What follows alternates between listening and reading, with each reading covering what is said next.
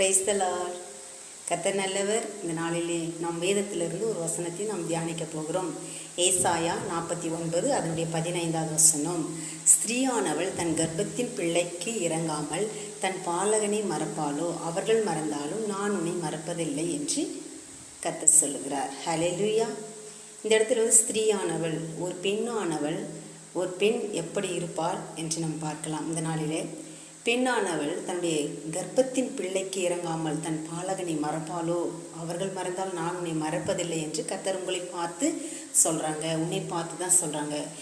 ஒரு பெண் என்ன செய்கிறாங்க? ஆரம்ப நாட்களிலே திருமணம் நடக்கிறது.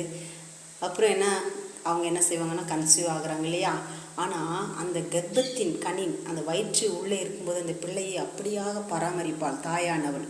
பெண்ணானவள் அப்படியே மெதுவாக நடப்பாங்க, மெதுவாக போய் படுப்பாங்க, வெயிட் தூக்க மாட்டாங்க. ஏன்னு சொன்னால் வயிற்று உள்ளே இருக்கிற அந்த பிள்ளைக்கு எந்த ஒரு பாதிப்பும் வரக்கூடாது என்று அந்த கர்ப்பத்தின் அந்த பிள்ளையை என்ன செய்வாங்கன்னா அந்த அளவுக்கு பாதுகாப்பாங்களாம். அதை பெற்றெடுத்து என்ன செய்வாங்க, அதுக்கு பால் ஊட்டி, அதை சீராட்டி, அதை தூங்க வைத்து, இரவு நேரங்களில் கொசு கடிக்காமல், பகல் நேரங்களில் எறும்பு கடிக்காமல் அவ்வளோவா ஒரு அன்பாக அரவணைத்து அந்த குழந்தையை வளர்ப்பாங்களாம். யார்? பெண்ணானவள், ஸ்திரீயானவள். ஆனால் அவர்கள் மறந்தாலும் நான் உன்னை மறக்க மாட்டேன். ஒரு பெண்ணானவள், ஒரு தாயானவள் தன்னுடைய பிள்ளைக்கு இறங்காமல் இருப்பாளோ? இன்றைக்கி நம்ம உலக பிரகாரமாக நம்ம பார்ப்போம் என்று சொன்னால் அநேக பெண்கள் இருக்கிறாங்க, தாயானவர்கள் இருக்கிறாங்க. என்ன செய்வாங்கன்னா அந்த பிள்ளை வளர்ந்து ஒரு காலகட்டத்தில் அது வளரும்போது என்ன செய்வாங்க, வீட்டில் கொஞ்சம் சாப்பாடு தான் இருக்கும்.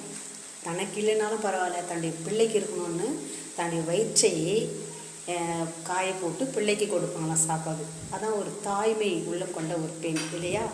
அந்த பெண் தாயுடைய அன்பு கர்த்தருக்கு அடுத்து தாயானவள் பிள்ளையை அதிகமாக நேசித்து வளர்க்குறதான தான் ஒரு பெண் என்று சொல்லப்படுகிறது. அந்த தாயானவள் கூட மறந்துடுவாங்களாம். அதான் அந்த இடத்துல சொல்லப்பட்டிருக்கிறது, அவர்கள் மறந்தாலும் நான் உன்னை மறப்பதில்லை. அவர்கள் ஹல்லேலூயா, ஹல்லேலூயா.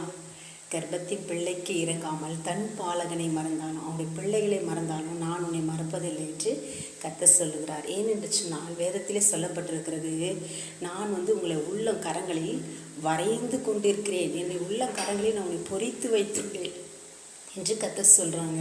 ஹல்லேலூயா, ஹல்லேலூயா. ஒரு பாடல் கூட அழகாக இருக்குது.